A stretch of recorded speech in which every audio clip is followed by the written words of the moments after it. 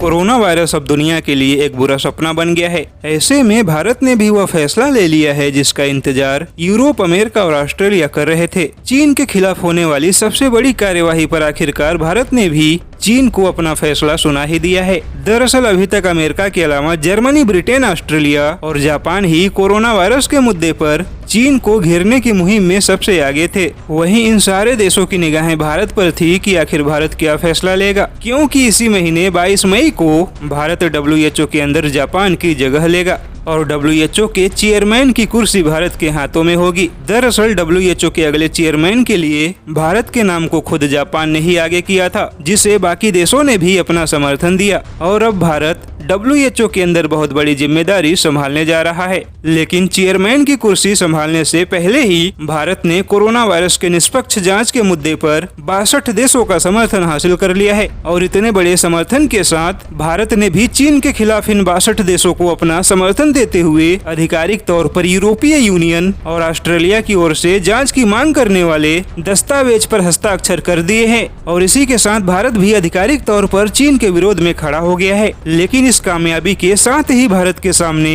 Taiwan को लेकर एक बहुत बड़ी चुनौती खड़ी हो गई है, क्योंकि जैसे ही भारत ने दस्तावेजों पर हस्ताक्षर किया उसके तुरंत बाद ही चीन ने ताइवान को WHO से ही बाहर निकाल दिया। हालांकि अभी भी ताइवान WHO के अंदर एक दर्शक के रूप में हिस्सा ले रहा था, लेकिन अब ताइवान एक दर्शक के तौर पर भी हिस्सा नहीं ले सकता, जबकि ताइवान ने कुछ दिन पहले ही भारत से मदद मांगी थी कि भारत ताइवान को WHO की बैठक में हिस्सा लेने में मदद करे और ऑस्ट्रेलिया भी यही चाहता है कि भारत ताइवान का पूरी ताकत के साथ समर्थन करे। वैसे बता दें कि अभी तक केवल 15 ही देशों ने ताइवान को एक देश के तौर पर मान्यता दी है, लेकिन जानकारों का मानना है कि अब सही मायने में चीन और ताइवान के बीच टकराव शुरू होगा और उन देशों की भी संख्या बढ़ेगी जो ताइवान को देश के तौर पर मान्यता देंगे, क्योंकि इस वक्त माहौल पूरा चीन के खिलाफ है और अमेरिका और यूरोपीय यूनियन भी चीन के खिलाफ खड़े हैं और भारत भी चीन के विरोध में उतर चुका है, जिससे साफ है कि जल्द ही बहुत बड़ा समर्थन ताइवान के पक्ष में होगा जो चीन के संप्रभुता को सीधे चुनौती देंगे।